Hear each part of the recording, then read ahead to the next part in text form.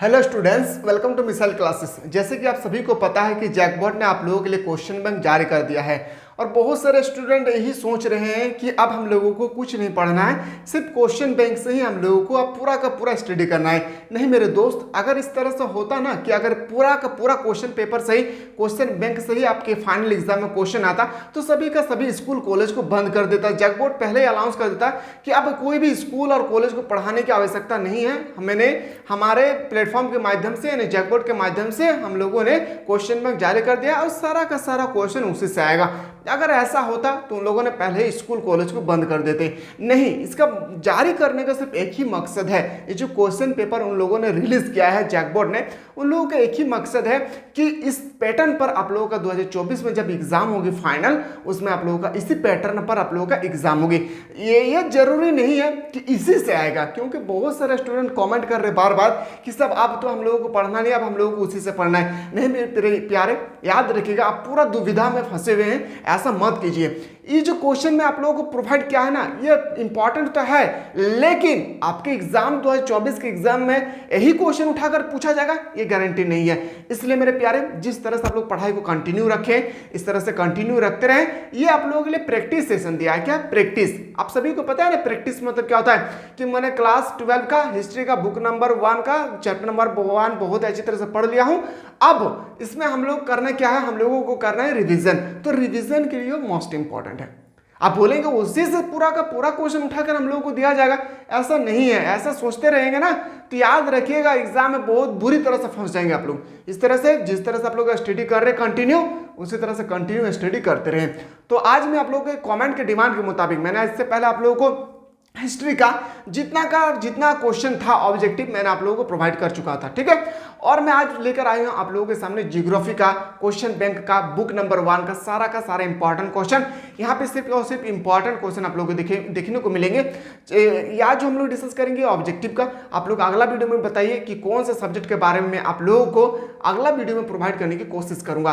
तो so guys, जो भी स्टूडेंट अभी तक पढ़ाई पर दिल नहीं लगाए, जल्दी से लगाएं, क्योंकि समय आप सभी को बहुत ही अच्छी तरह पता है कि बहुत ही समय गुजर चुका है।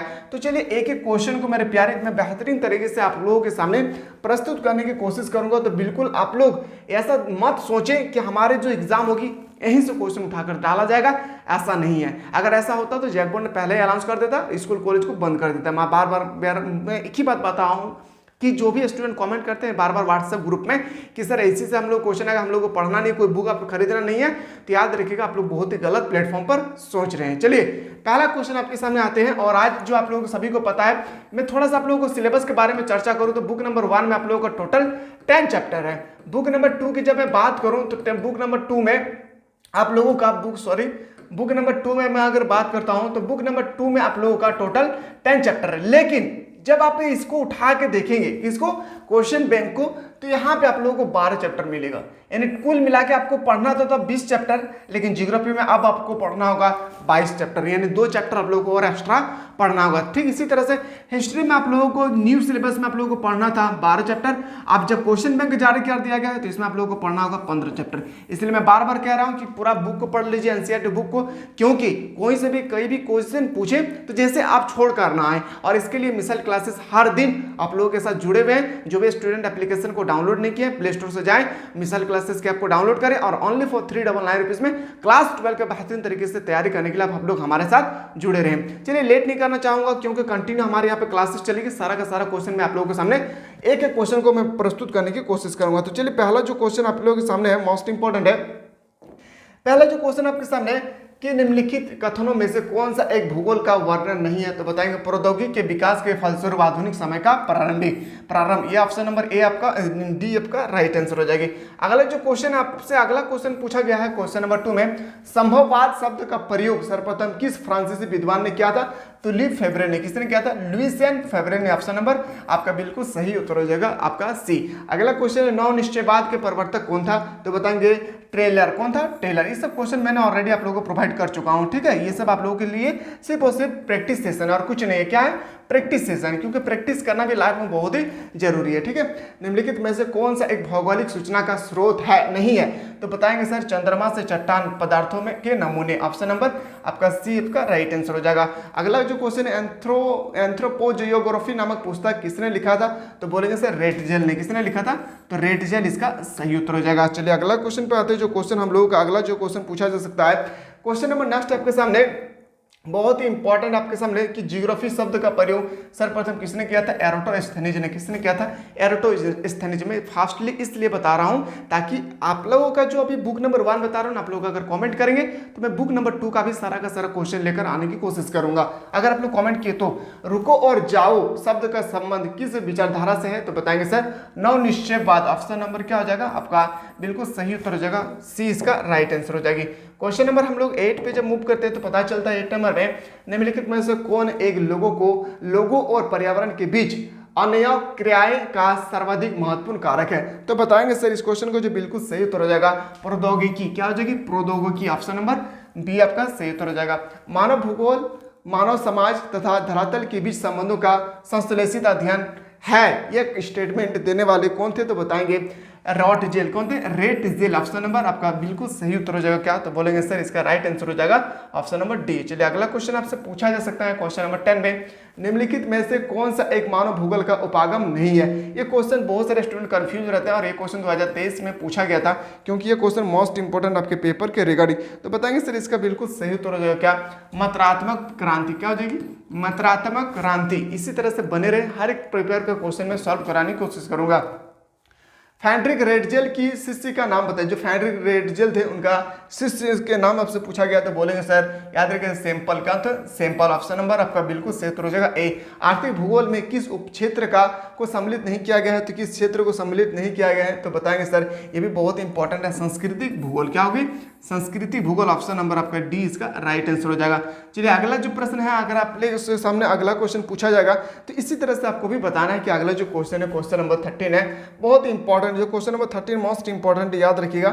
आपसे पूछा गया है क्वेश्चन कि संभववाद की अवधारणा में किस घटक को ज्यादा महत्वपूर्ण माना गया है, तो बताएंगे सर जो संभववाद है ना इसमें सबसे ज्यादा महत्वपूर्ण माना गया है मानवीय घटक का। किसका, मानवीय घटक। इसका सही उत्तर हो जाएगा। अगला जो क्वेश्चन है क्वेश्चन नंबर अगर आपसे पूछा जाएगा नेक्स्ट क्वेश्चन कि मार्क्स के सिद्धांत का उपयोग किस विचारधारा के अंतर्गत आता है, तो बताएंगे सर याद रखिएगा अमूल्यवादी अथवा रेडिकल विचारधारा, यानी ऑप्शन नंबर आपका बिल्कुल राइट आंसर हो जाएगा, बी आपका सही उत्तर हो जाएगी। 1990 का दशक भूगोल के किस उपागम के लिए जाना जाता है, तो बताएंगे सर ये हो जाएगा आधुनिकतावाद। क्या होगी, आधुनिकतावाद। तो इस अगला क्वेश्चन है आपके सामने बहुत ही इंपॉर्टेंट क्वेश्चन है। क्वेश्चन नंबर आपके सामने 1 फिर से है, निम्नलिखित में से किस महाद्वीप में जनसंख्या वृद्धि दर सबसे अधिक है, तो बताएंगे क्या होगी, एशिया। क्या हो जाएगी, एशिया इसका राइट आंसर हो जाएगा। क्वेश्चन नंबर 2 पे आते हैं, निम्नलिखित में से कौन सा एक विरल जनसंख्या वाला क्षेत्र नहीं है। विरल जनसंख्या वाला क्षेत्र नहीं हो, बोलेंगे दक्षिणी पूर्वी एशिया। क्या होगी, दक्षिणी पूर्वी एशिया। इसी प्रकार से आपके फाइनल एग्जाम में इसी पैटर्न पर यही क्वेश्चन पूछा जाएगा, जरूरी नहीं है लेकिन इसी पैटर्न पर क्वेश्चन होगी, ये जरूरी है। क्वेश्चन नंबर अगर आपसे 3 पूछा जाए तो बताएंगे सर निम्नलिखित में से कौन सा एक प्रतिकर्षण कारक नहीं है, तो बताएंगे सर चिकित्सा शैक्षणिक सुविधाएं। ऑप्शन नंबर क्या हो जाएगा आपका बिल्कुल सी इसका राइट आंसर हो जाएगी। क्वेश्चन नंबर 4 में पूछा जा सकता है किसी क्षेत्र की जनसंख्या परिवर्तन का सूचक होता है, तो ये होगा इनमें से सभी। क्या हो जाएगी, इनमें से सभी इसका राइट आंसर होगी। अगला जो क्वेश्चन अगर आपसे पूछा जाएगा कि अगला जो क्वेश्चन है मोस्ट इंपॉर्टेंट है, क्वेश्चन नंबर आपके सामने है कि क्वेश्चन नंबर जो 5 है प्रवास के संदर्भ में वह स्थान जहां से लोग गमन करते हैं क्या कहलाता है, तो बताएंगे सर वो कहलाता है उद्गम स्थान। क्या, उद्गम स्थान। ऑप्शन नंबर आपका बिल्कुल राइट आंसर हो जाएगा, ए इसका सही उत्तर हो जाएगा। एक ही क्वेश्चन को आप लोगों को अगर आपको क्वेश्चन आता है पहले से तो आप लोग बहुत अच्छी बात है, अगर नहीं आता है तो वैसे क्वेश्चन को ना नोट डाउन करें। क्या करें मेरे प्यारे, क्वेश्चन को नोट डाउन करें। और हाँ, सेशन अच्छा लगे, अगर वीडियो अच्छा लगे तो आप लोग ज्यादा से ज्यादा शेयर करें। बस हमारे एक ही मकसद है कि गरीब से गरीब बच्चा कम से कम फी में क्लास 12 की बेहतरीन तरीके से तैयारी करें। क्वेश्चन नंबर अगर आपसे मैं 6 देखूं तो 6 जो है कि मानव जनसंख्या प्रारंभिक 1 करोड़ होने में कितना समय लगा, तो 10 लाख वर्ष। याद रखें कितना, 10 लाख वर्ष। ऑप्शन नंबर क्वेश्चन नंबर 7 है विश्व की जनसंख्या को 1 अरब से 2 अरब होने में कितना वर्ष लगा था, 100 वर्ष। कितना, 100 वर्ष। ऑप्शन नंबर क्या हो जाएगा, ग इसका राइट आंसर हो जाएगी। चलिए अगला प्रश्न है कि 100% शहरी जनसंख्या वाले देश का नाम बताइए। 100% वह देश है जहां पे कोई भी ग्रामीण जनसंख्या नहीं पाई जाती, वो देश का नाम आपसे पूछा जाएगा तो बोलेंगे सर सिंगापुर। सिंगापुर बहुत ही महंगा शहर है। क्या है? सिंगापुर जो है ना बहुत ही महंगा शहर है। क्वेश्चन नंबर 9 पे आते हैं, निम्नलिखित में से कौन सा कथन सत्य नहीं है? और उसमें से 4 स्टेटमेंट दिए गए, एक स्टेटमेंट जो है ना वो गलत है, वो आपसे पूछा गया है तो बताएंगे सर जानकी की संक्रमण, यानी ऑप्शन नंबर क्या हो जाएगा आपका बिल्कुल सही उत्तर हो जाएगा, सी इसका राइट आंसर हो जाएगी। चलिए अगला जो क्वेश्चन है ना, इस एक एक क्वेश्चन को मेरे प्यारे, अभी जो मैं बात कर रहा हूँ आपका ऑब्जेक्टिव क्वेश्चन, इसके बाद जब मैं बात करूंगा ना आपका अगला जो क्वेश्चन होगी ना, अगला जो आप लोगों का सेशन होगी वहाँ पे आप लोगों को होगा या वेरी शॉर्ट क्वेश्चन। फिर अगर आप लोग इसी तरह से हमारे प्लेटफॉर्म से जुड़े रहें, अगर आप लोगों को लग रहा है कि हाँ सर क्लासेस तो अच्छी है, तो आप लोग के लिए मैं प्यारे अगला जो वीडियो में प्रोवाइड करने की कोशिश करूंगा वो होगा वेरी शॉर्ट क्वेश्चन का। ठीक है, चलिए क्वेश्चन नंबर 1 पे आते हैं, निम्नलिखित में से किसने संयुक्त राज्य अमीरात के लिंगानुपात को निम्न किया है? तो बताएंगे सर ये जो क्वेश्चन नंबर ए है ना, क्वेश्चन नंबर इसका सही उत्तर हो जाएगा पुरुष कार्यशील जनसंख्या का चयनित प्रवास, ऑप्शन नंबर ए आपका सही उत्तर हो जाएगा। क्वेश्चन नंबर 2 है, निम्नलिखित में से कौन सी संख्या जनसंख्या के कार्यशील आयु वर्ग का प्रतिनिधित्व करती है? तो बताएंगे इसका सही उत्तर हो जाएगा क्या? 15 से 59 वर्ष। क्या हो जाएगी? 15 से 59 वर्ष, यानी ऑप्शन नंबर आपका सही उत्तर हो जाएगा, ऑप्शन नंबर डी इसका राइट आंसर हो जाएगी। क्वेश्चन नंबर 3 पे आते हैं, निम्नलिखित में से किस देश का लिंग अनुपात विश्व में सर्वाधिक है? मैंने ये क्वेश्चन बहुत बार बताया था कि ये भी क्वेश्चन आपके पेपर में डायरेक्ट छपेगा तो लैटविया। क्या हो जाएगी? लैटविया। ये सब क्वेश्चन मैंने ना ऑलरेडी आप लोगों को प्रोवाइड कर चुका हूँ, इसलिए कोई दिक्कतें नहीं आना चाहिए आप लोगों को। ठीक है, भारत के नगरीय क्षेत्र में महिलाओं की संख्या में कमी का कारण क्या है? रहन सहन की उच्च लागत, ये भी बिल्कुल सही है। रोजगार के अवसर में कमी, ये भी सही है। सुरक्षा की कमी, ये भी सही है। ऑप्शन नंबर क्या हो जाएगा? ऑप्शन नंबर इसका सही उत्तर हो जाएगा क्या? तो डी इसका राइट आंसर होगी। पश्चिमी विकासशील देश में, विकसित देश में ग्रामीण क्षेत्र में महिलाओं की संख्या के कम होने का क्या कारण है? तो बताएंगे सर कृषि में मशीनीकरण का, और ऑप्शन नंबर बी नगरीकरण क्षेत्र में महिलाओं के रोजगारों के अवसर, यानी ऑप्शन नंबर आपका बिल्कुल सही उत्तर हो जाएगा क्या? तो बताएंगे सर इसका राइट आंसर हो जाएगा आपका बिल्कुल क्वेश्चन नंबर नेक्स्ट है। अगला जो क्वेश्चन है ना, यहाँ से आपका बहुत इंपॉर्टेंट सेशन स्टार्ट होता है, तो जो भी क्वेश्चन अगर आप लोगों को आता है पहले से तो उसको आप लोग नोट डाउन करें, और जो क्वेश्चन आप लोगों को नहीं आ रहा है तो उसको आप लोग क्या करें ना, जो आता है बहुत ही अच्छी बात है, जो भी क्वेश्चन आप लोगों को नहीं आ रहा है तो उसको आप लोग एक एक करके नोट डाउन करते रहें, ताकि जब आप एग्जाम देने के लिए जाएंगे तो एक बार आप लोग कॉपी को खोल इस तरह से ओपन करेंगे तो आपको सारा का सारा चीज़ क्या हो याद हो जाए एक ही बार में। क्या हो जाए? एक ही बार में आपका सारा का सारा चीज़ एक ही बार में आप लोगों को याद हो जाए। ठीक है, चलिए पहला क्वेश्चन पे आते हैं कि जो अगला क्वेश्चन है क्वेश्चन नंबर 1 कि मानव विकास सूचकांक 2011 के संदर्भ में विश्व के देशों में भारत की निम्नलिखित में से कौन सी कसौटी थी? तो बताएंगे से इसका सही उत्तर रहेगा 134। कितना? 134 इसका राइट आंसर हो जाएगी। क्वेश्चन नंबर 2 है मानव विकास सूचकांक में भारत के निम्नलिखित राज्यों में किस एक कोटि उच्चतम थे? तो बताएंगे सर वो राज्य का नाम था केरल। याद रखिए क्या नाम था? उस राज्य का नाम था केरल। क्वेश्चन नंबर नेक्स्ट आपसे पूछा जा सकता है, क्वेश्चन नंबर 3 है भारत के निम्नलिखित राज्यों में किस एक में स्त्री साक्षरता दर निम्नतम है? यानी भारत को उस राज्य का आपको नाम पूछा गया है जहां पे स्त्री की जो जनसंख्या है ना, सॉरी स्त्री की जो शिक्षा है बहुत ही कमजोर है। कमजोर मतलब कम है, ये क्वेश्चन आपसे पूछे गए। तो बताएंगे सर बिहार। क्या होगी? बिहार इसका राइट आंसर होगा। जो सुनने में लग रहा है कि ये नहीं होना चाहिए लेकिन हकीकत में बिहार ही है। क्वेश्चन नंबर 4 पे आते हैं, भारत के निम्नलिखित राज्यों में से किस एक में 0 से 6 आयु वर्ग के बच्चों में लिंग अनुपात न्यूनतम है? तो बताएंगे सर वो न्यूनतम है कहाँ? हरियाणा में। कहाँ पे? हरियाणा हम लोगों का बिल्कुल सही उत्तर हो जाएगा। क्या होगी? हरियाणा इसका राइट आंसर हो जाएगी। क्वेश्चन नंबर अगर आपसे पूछा जाएगा अगला क्वेश्चन, भारत के निम्नलिखित देश केंद्र शासित प्रदेशों में से किस एक की साक्षरता दर उच्चतम है? यानी भारत का जो केंद्र शासित प्रदेश है, आप सभी को पता है कि भारत में 8 केंद्र शासित प्रदेश है, जैसे आपका हो गया दिल्ली, पौंडुचेरी, लक्षद्वीप, अंडमान निकोबार, है ना। तो इसमें आपको बताना है कि किस प्रदेश में सबसे ज्यादा जो है ना वो साक्षरता दर है, यानी एजुकेशन परसेंट सबसे ज्यादा है। तो बताएंगे सर वो होगा हम लोग का लक्षद्वीप। क्या होगी? लक्षद्वीप इसका बिल्कुल सही उत्तर हो जाएगा। क्वेश्चन नंबर 6 पे आते हैं, जो क्वेश्चन नंबर 6 है बहुत ही इंपॉर्टेंट है। क्वेश्चन नंबर 6 है कि मानव विकास के प्रमुख तत्व है क्या है? तो विकास के लिए स्वास्थ्य होना बहुत जरूरी है, उच्च जीवन स्तर भी होना बहुत जरूरी है, शिक्षा भी होना बहुत जरूरी है। इस पर का देखा जाए तो ऑप्शन नंबर आपका डी इसका राइट आंसर हो जाएगा। चलिए अगला क्वेश्चन पे आते हैं। क्वेश्चन नंबर नेक्स्ट आपके सामने मैं थोड़ा सा जूम कर दूं, अगला कौन सा सब्जेक्ट आप लोग चाहते हैं तो उसके लिए भी आप लोग कमेंट करें, ताकि मैं आप लोगों के सामने अगला वीडियो जब प्रोवाइड करूं तो अगला सब्जेक्ट जो कमेंट करेंगे मैं वही सब्जेक्ट आप लोगों के सामने लेकर आने की कोशिश करूंगा। क्वेश्चन नंबर 8 जो है, क्वेश्चन नंबर 8 में कहा गया है क्या कि मानव विकास के द्वारा होता है। मानव विकास किसके द्वारा होता है? तो सबसे इंपॉर्टेंट है शिक्षा।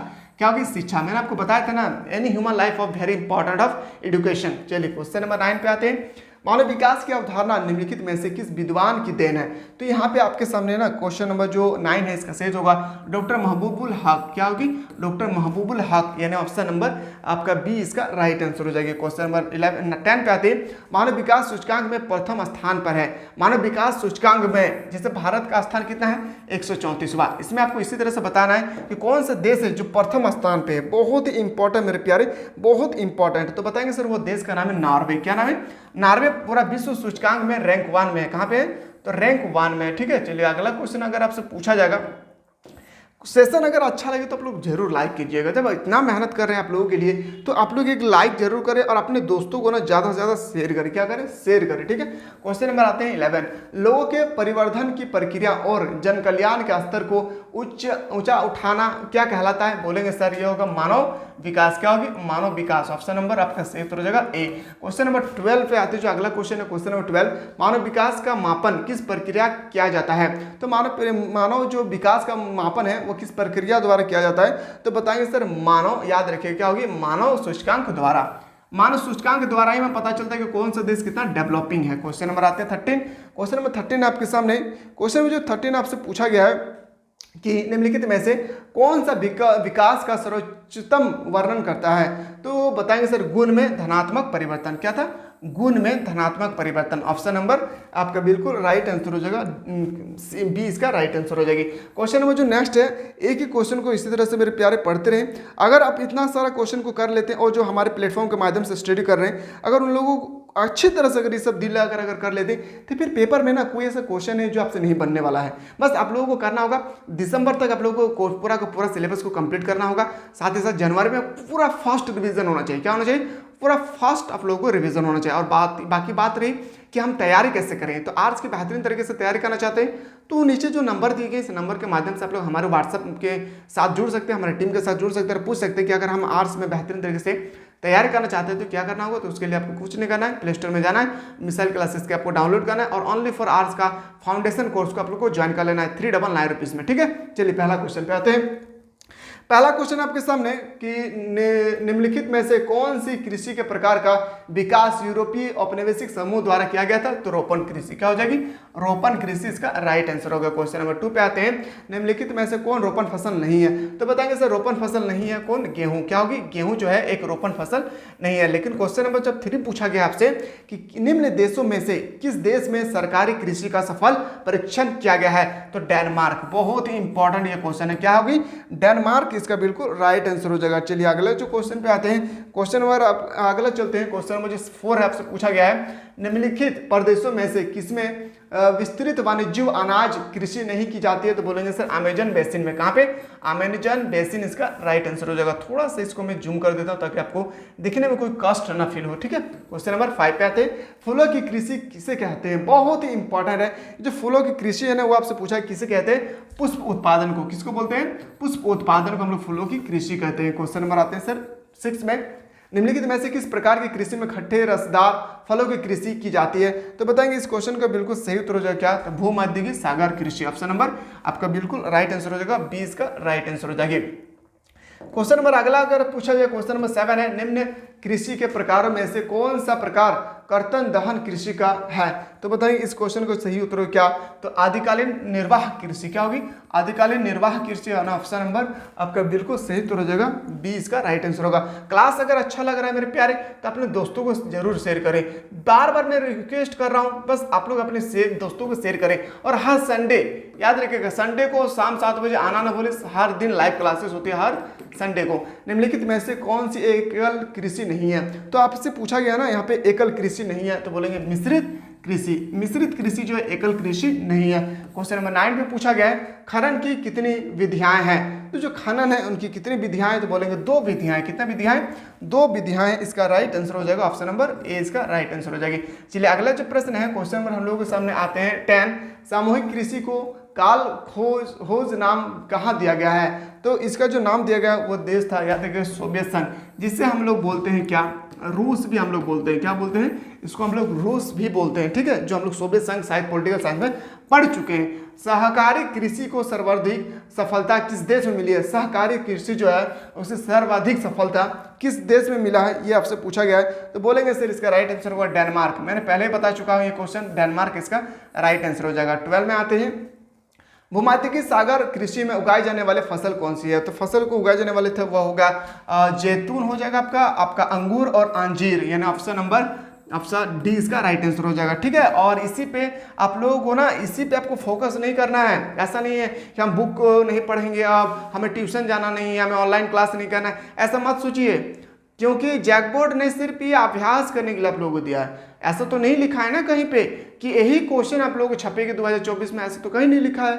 अगर लिखा हुआ है तो सब कुछ छोड़ दीजिए मेरे प्यारे, ये प्रैक्टिस सेशन दिया है। आप लोग बहुत ही ज़्यादा महत्व दे रहे हैं क्वेश्चन बैंक को, इतना महत्व नहीं है जितना आप लोग महत्व दे रहे हैं, ठीक है। तो इसलिए आपने पढ़ाई पर ज़्यादा से ज़्यादा फोकस करें, ठीक है ना। चलिए क्वेश्चन नंबर नेक्स्ट पे आते हैं, 30 नंबर, कि रोपण कृषि में उगाए जाने वाले फसल कौन सी है? तो चाय, गन्ना और रबड़, यानी ऑप्शन नंबर क्या हो जाएगा? डी आपका राइट आंसर होगा। मैंने ऑलरेडी ये सब आप लोगों को पढ़ा चुका हूँ, ठीक है, इसलिए मैं प्रैक्टिस करवा रहा हूँ फास्टली, ताकि आपके रिवीजन तो हो जाए कम से कम।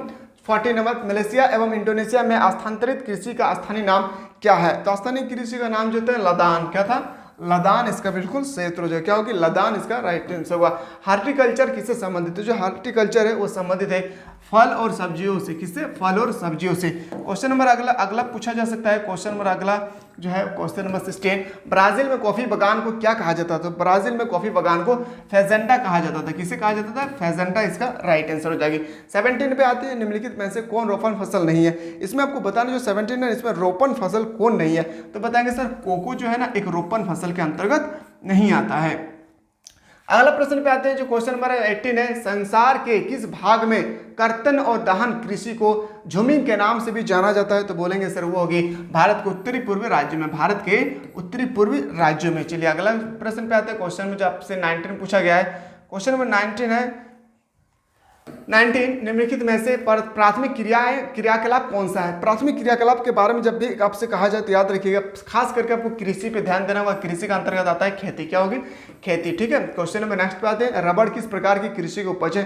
तो रबड़ जो है ना वो ए याद रखिएगा रोपण फसल। क्या होगी? रोपण फसल, यानी रोपण कृषि के याद रखिएगा एक उपज है। अगला प्रश्न पे आते हैं, जो क्वेश्चन नंबर नेक्स्ट है आपसे सामने पूछा गया है, क्वेश्चन नंबर 21, बुशमैन कहाँ के निवासी थे? जो बुशमैन है वो कहाँ के निवासी? तो बोलेंगे सर उत्तरी कलाहारी, एंड ऑप्शन नंबर क्या हो जाएगा आपका? ऑप्शन नंबर डी आपका राइट आंसर हो जाएगा। चलिए अगला क्वेश्चन पे आते हैं। अगला क्वेश्चन अगर आपसे पूछा जाएगा, एक एक क्वेश्चन को नोट डाउन करें। अगर आपको आता है बहुत ही अच्छी बात है, अगर कोई भी क्वेश्चन ऐसा लग रहा है कि नहीं ये तो मुझे पहला से नहीं आता है, तो आप लोग क्या करें ना, उन सब क्वेश्चन को आप लोग कॉपी पे नोट डाउन करते रहें। देखिए नोट डाउन करेंगे ना तो आप जब एग्जाम देने के लिए जब आप फाइनल एग्जाम घर से निकलेंगे तो वो कॉपी को आप अपने सामने रख कर, ऑटो में जा रहे हैं या गाड़ी में जा रहे हैं, कहीं भी जा रहे हैं, तो उसको सामने रखकर आप क्विक रिवीजन भी कर सकते हैं। क्या कर सकते हैं मेरे प्यारे? क्विक रिवीजन कर सकते हैं। देखिए क्विक रिवीजन ना बहुत ही इंपॉर्टेंट रखता है एक ऑब्जेक्टिव के एग्जाम में, ठीक है। तो चलिए अगला जो क्वेश्चन मैं लेकर आया हूँ बहुत ही इंपॉर्टेंट है। क्वेश्चन नंबर नेक्स्ट है आपके सामने कि निम्नलिखित में से, याद रखिए क्या होगी? निम्नलिखित में से कौन सा कथन असत्य है? आपको बताना है कि कौन सा स्टेटमेंट जो असत्य है। तो बोलेंगे सर वो हो गया आप लोग का चीनी सूती वस्त्र एक वनस्पति तेल उद्योग के स्वच्छंद उद्योग है। बिल्कुल ये गलत आंसर है। क्वेश्चन नंबर 2 पे आते हैं, निम्नलिखित में से कौन सी एक अर्थव्यवस्था में उत्पादन का स्वामित्व व्यक्तिगत होता है? तो इसका बिल्कुल सही उत्तर हो जाएगा क्या? तो पूंजीवादी। क्या होगी? पूंजीवादी इसका राइट आंसर हो जाएगी। अगला प्रश्न अगर आपसे पूछा जाए, क्वेश्चन नंबर 3 जो है, क्वेश्चन नंबर 3 आपसे पूछा जा सकता है कि निम्नलिखित में से कौन सा प्रकार का उद्योग अन्य उद्योग के लिए कच्चे माल का उत्पादन करता है? तो इस क्वेश्चन का बिल्कुल सही उत्तर हो जाएगा क्या? तो आधारभूत उद्योग। क्या हो जाएगी?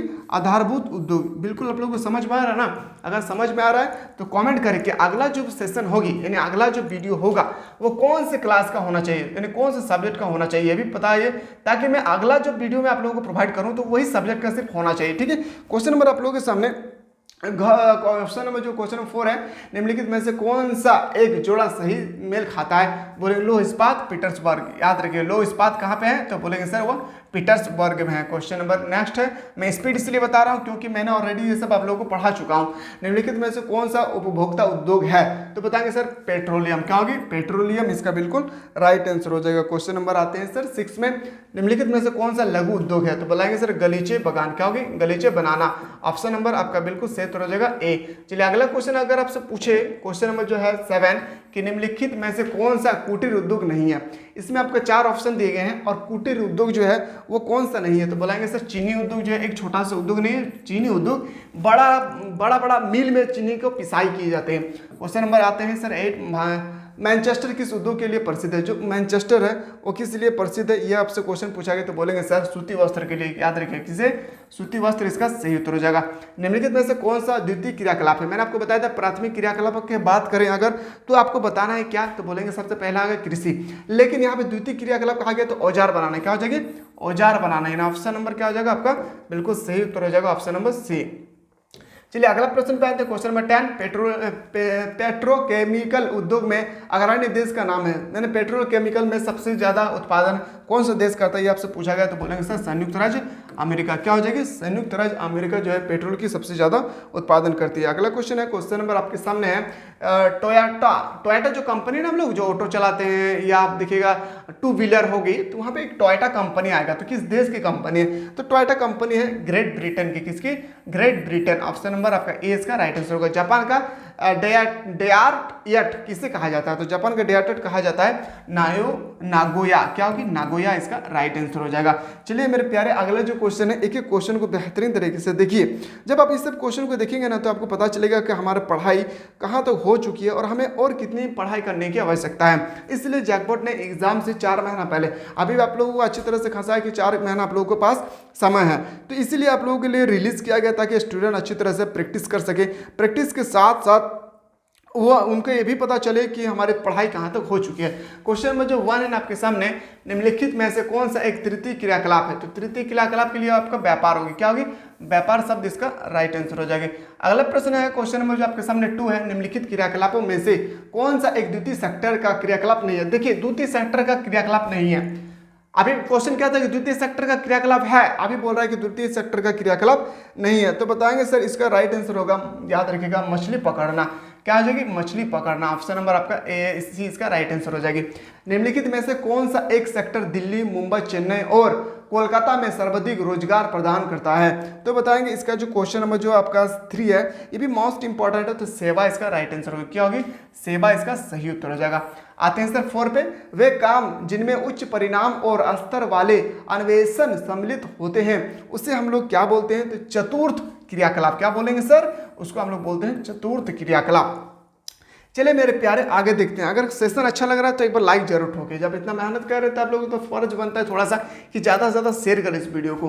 निम्नलिखित में से कौन सा क्रियाकलाप चतुर्थ सेक्टर से संबंधित है। अभी यहाँ से आपसे पूछ रहा है कि चतुर्थ सेक्टर से संबंधित है, तो बताएंगे सर चतुर्थ सेक्टर जो है ना इससे संबंधित कौन है, तो बोलेंगे सर विश्वविद्यालय। क्या होगी, विश्वविद्यालय इसका बिल्कुल राइट आंसर होगा। ऑप्शन नंबर आपका बी इसका राइट आंसर हो जाएगा। चलिए अगला क्वेश्चन पे आते हैं जो क्वेश्चन नंबर नेक्स्ट है आपके सामने।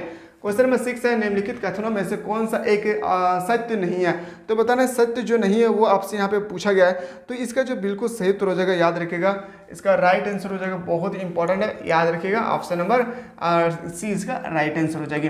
चलिए अगला क्वेश्चन अगर आपसे पूछे कि स्वर्ण कोलर का संबंध निम्न में से किस आर्थिक क्रियाकलाप से है, तो बताएंगे सर ये जो स्वर्ण कोलर जो है वह सबसे पहले आपको बताना याद रखिए क्या, पंचम क्रियाकलाप। क्या हो जाएगी, पंचम क्रियाकलाप इसका राइट आंसर होगा। एक एक क्वेश्चन को ध्यान से देखिए, फिर आपको पता चलेगा कि हमारी तैयारी कहाँ हुई है और हमें कितना और बाकी है।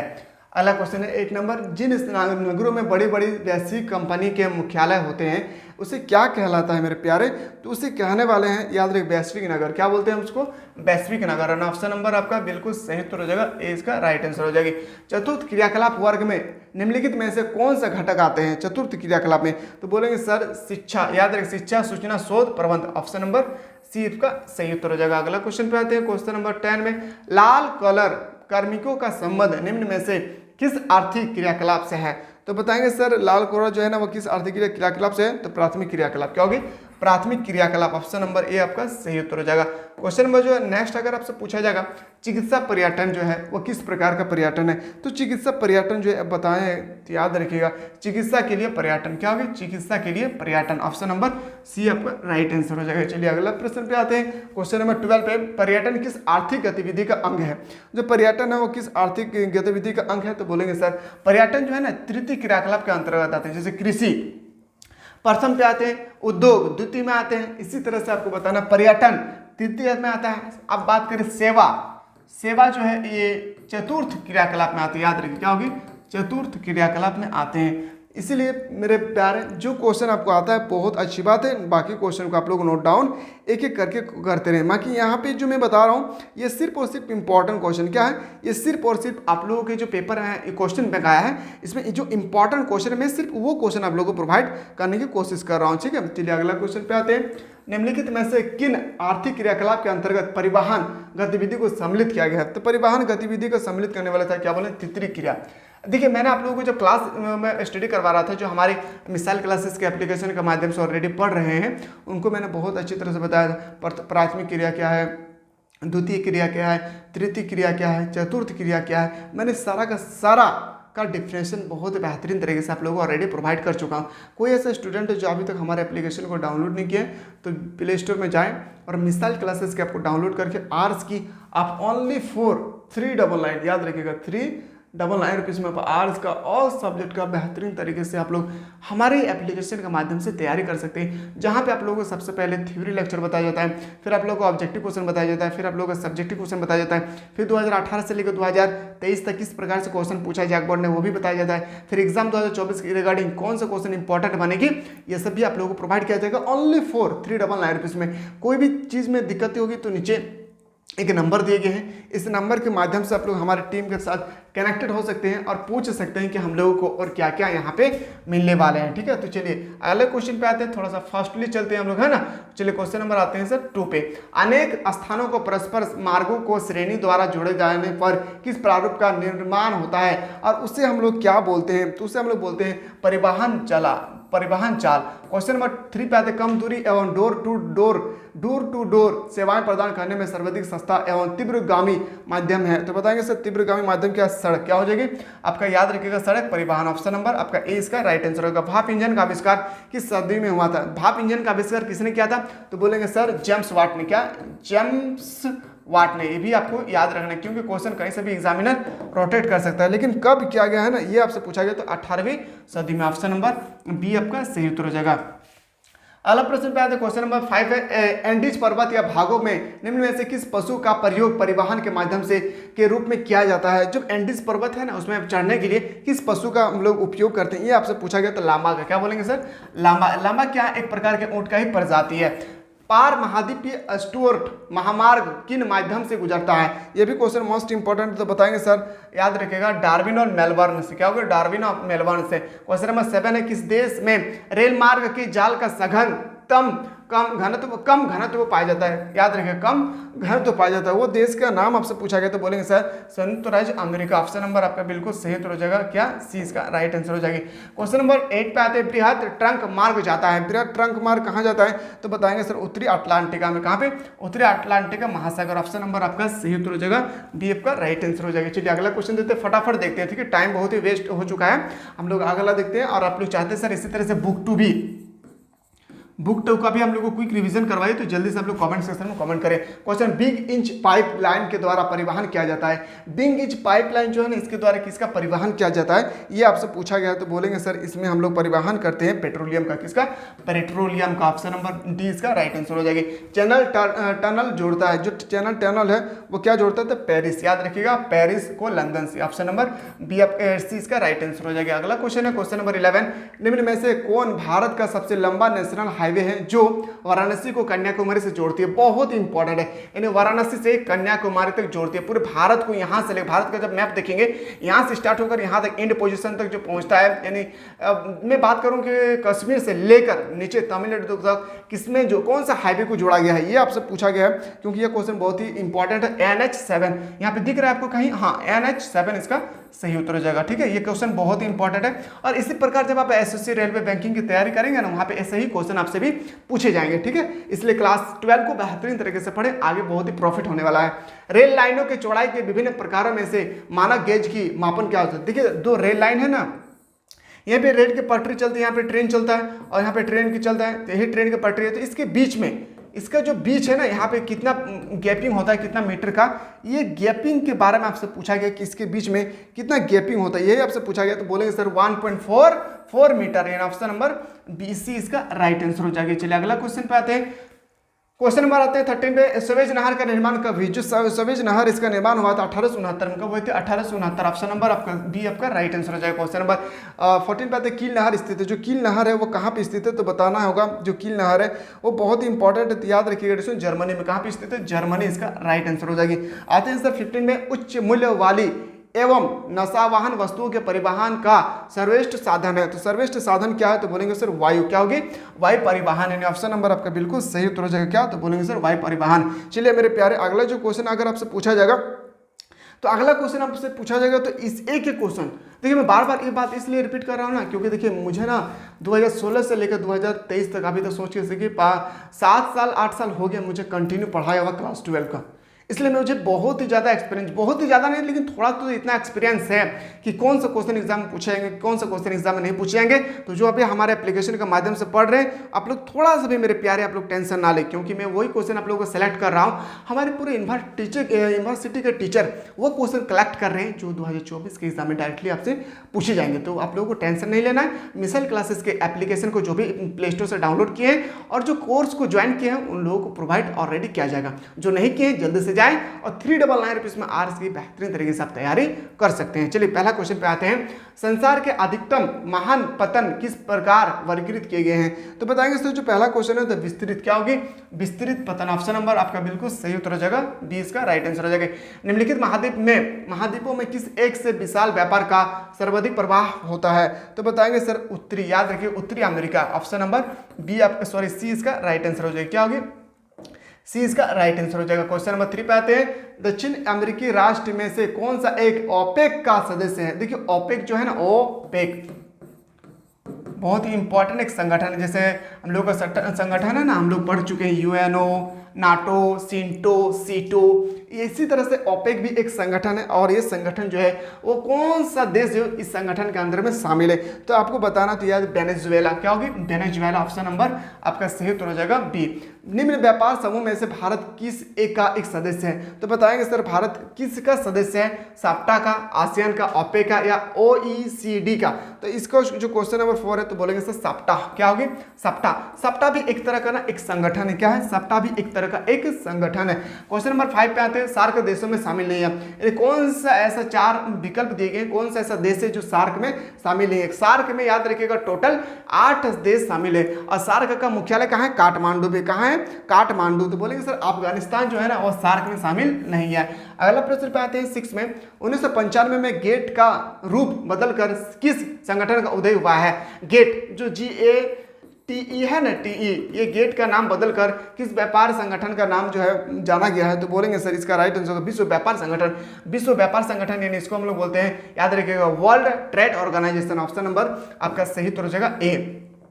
चलिए अगला प्रश्न पूछा जाएगा। Question number 7। 1948 में स्थापित संगठन गेट यहाँ पे मैंने स्पेलिंग गलत लिखा था, GATE होगा का पूरा नाम आपको बताना। तो गेट का पूरा नाम आपसे पूछा गया यहाँ पे, तो याद रखिएगा जो गेट का पूरा नाम बहुत ही इंपॉर्टेंट मेरे प्यारे। जो गेट है ना इसका पूरा नाम अगर आपसे पूछा जाएगा तो आप लोगों को कूद के बताना है, general agreement on trade and tariff. Option number क्या हो जाएगा? ऑप्शन नंबर बी आपका सही उत्तर हो जाएगा। चलिए अगला क्वेश्चन है। क्वेश्चन नंबर 8 पे आते हैं। WTO का मुख्यालय कहाँ? WTO मतलब समझो वर्ल्ड ट्रेड ऑर्गेनाइजेशन। WTO का मुख्यालय कहाँ है? जेनेवा। शायद याद रखिएगा क्वेश्चन नंबर जो 8 है, क्वेश्चन नंबर 8 का अगर आंसर पूछा जाएगा तो बोलेंगे सर जेनेवा। कहाँ पे? जेनेवा। ऑप्शन नंबर आपका ए इसका राइट आंसर। आयात निर्यात के बीच मूल्यों में अंतर को क्या कहते हैं? आयात और निर्यात के मूल्यों के बीच में कौन सा अंतर है? तो याद रखिएगा व्यापार संतुलन। क्या होगी? व्यापार संतुलन। ऑप्शन नंबर सी आपका राइट आंसर होगा। निम्न में से अंतर्राष्ट्रीय व्यापार के प्रकार कौन कौन से हैं? तो अंतर्राष्ट्रीय व्यापार के प्रकार कौन कौन से हैं? तो बोलेंगे सर क और ख। ऑप्शन नंबर क्या हो जाएगी? बहुपार्श्विक उद्योग और द्विपार्श्विक उद्योग। ऑप्शन नंबर डी इसका राइट आंसर हो जाएगी। अगला प्रश्न पे आते हैं, थोड़ा सा इसको मैं जूम कर देता हूं। और देखिए आप लोग वीडियो थोड़ा सा लॉन्ग पड़ रहा है तो ऐसा ना सोचिए कि इतना बड़ा वीडियो देखेंगे।